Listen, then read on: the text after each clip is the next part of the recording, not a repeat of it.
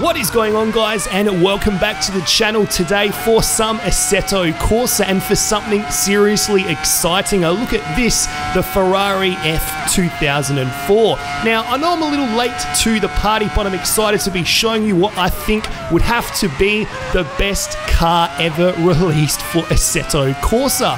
Full stop. This 950 horsepower, 360 km/h missile. Now, we're currently racing around Monza, and this track in particular has never stood out for me as being anything spectacular, but the combination of this car and track, and probably the fact we're experiencing it in VR, the sense of speed is absolutely ridiculous. And I'd have to say this car and track combination may just have become my favorite in Assetto Corsa. Now, I'm currently running the least amount of downforce on the rear wing. We've got 2 clicks of front wing just to balance out some of the understeer I was getting initially during high speed corner turn in, and I'm just amazed at how easily this thing manages to rocket up to 300 km/h and just keep on accelerating. Now, for those not new to my channel, yes, this is my first ever VR video, even though I've had the Oculus Rift now since the start of September. I'm not wanting to talk too much about VR and my experiences with the Oculus Rift. I'll leave that for another video, but rather I'm just wanting to enjoy this awesome piece of machinery. Now, this Ferrari F2004 is part of the 70th anniversary Ferrari pack, and the single reason I bought this car pack was for the Ferrari SF70H, Ferrari's 2017 Formula 1 car. Now, Assetto Corsa fans were given the opportunity to vote on which car they'd like to be a part of this Ferrari pack, and the winning car, the car which I also voted for, ended up being the 2017 Ferrari, the SF70H. And my first impressions of it, however, weren't that great, and I'm still not impressed by it for certain reasons I may address in another video. But the star of this particular pack, and possibly the star in the Assetto Corsa car lineup for me, ended up being this amazing Ferrari F2004. I mean, I can still remember the first time going through the parabolic in this thing in VR, and I actually had to hold my breath because my brain just couldn't compute and accept how fast it was possible to go through the corner. Of course, I did end up getting used to it, but it's just one of those corners that feels a lot faster than it actually is. Most likely, I'm assuming it's because the trees are quite close and there's not a huge amount of runoff.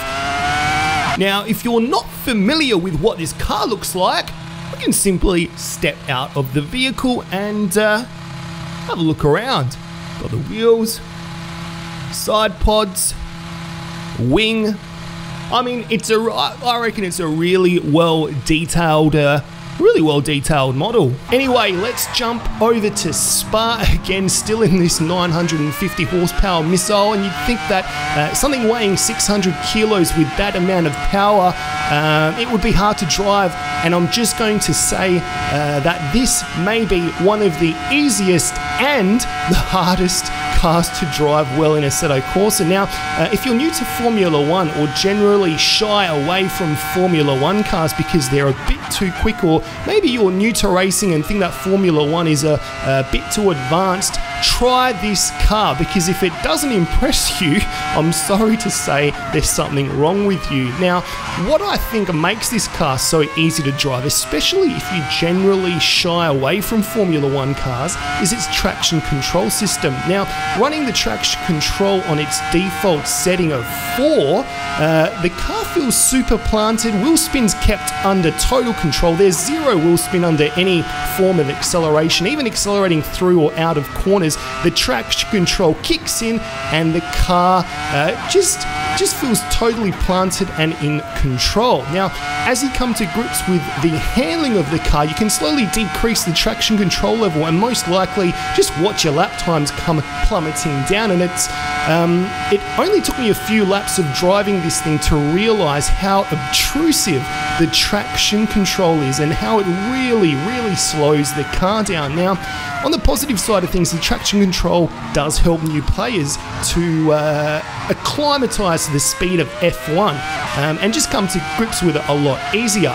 Now, I am running no traction control, if you couldn't already tell, and if you get a little too confident and don't respect the throttle, things can get out of shape really quickly. So full throttle out of corners at anything under 150 kilometers an hour may end up really bad, depending on your setup, of course. I mean, the car still gets wheel spin quite easily on full throttle, even in a straight line. Under 140 kilometers an hour, it's still getting a decent amount of wheel spin, but the responsiveness, the instant throttle response and the acceleration of this thing is ridiculous, and it's made all the more amazing by what I think is probably the best engine note to ever grace the Assetto Corsa lineup. I mean, how freaking amazing does this thing sound? Now, I'm not one of those people that hate the sound of the modern turbo V6 Formula 1 engines. I mean, I'm not a fan of Formula 1 because of the way they sound, but when you actually get to drive and directly compare driving this F2004 compared to the SF70H, Ferrari's 2017 Formula 1 car, the amount, the sound, the engine adds to the driving experience, the sensory experience is indescribable. I mean, I feel so connected and in tune with the car. I guess it's similar to how people feel about H-pattern gearboxes versus, say, a semi-automatic or sequential gearbox. There's just a greater sense of connection with the vehicle, and it makes it such a pleasure to drive. Actually, what I'm going to do, guys, is edit in a direct sound comparison so you can hear the differences between the two cars.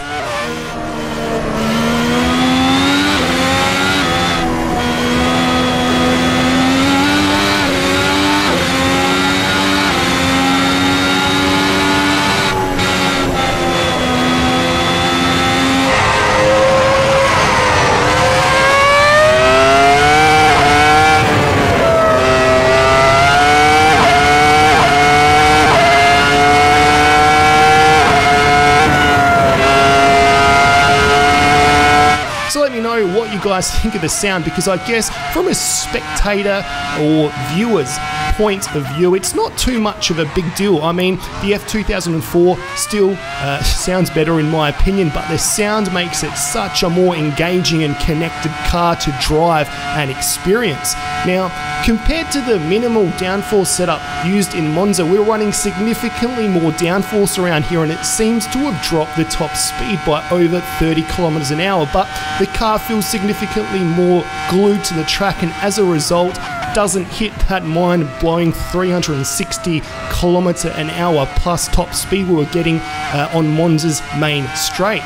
Now, another thing about this F2004 is that it is officially the fastest car in Assetto Corsa. Now, no, I didn't randomly just make that up or assume it, but based on collating RSR lap times, which, if you don't know, RSR live timing is a lap timing system mod for Assetto Corsa. It comes out to be the fastest overall car. So not only do we have what I think is the best sounding car in Assetto Corsa, but it's also the fastest in terms of average overall lap times.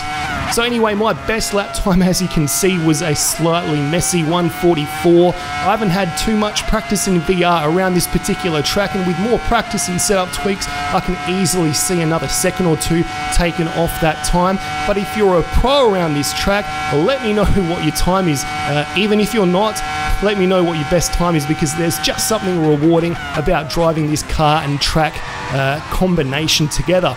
Anyway, guys, I hope you enjoyed the video. Let me know what you think, and I'll be sure to make a dedicated video about my thoughts on virtual reality, because in the overall scope of things, people seem to claim it as the next big thing, especially when it comes to racing titles, and I'm one of those people who sadly doesn't agree with that. There are still a lot of teething issues with it, and I definitely wouldn't claim that everyone should sell their triple screen monitors, or that it's going to revolutionize racing titles just yet. I feel that there are a lot of people who haven't had good experiences with VR to the point of selling their headset after giving it a run-in or trial period, and they're often criticized by hardcore VR fans, but I'll get into that in another video. Anyway, guys, until the next video, guess I'll see you all later.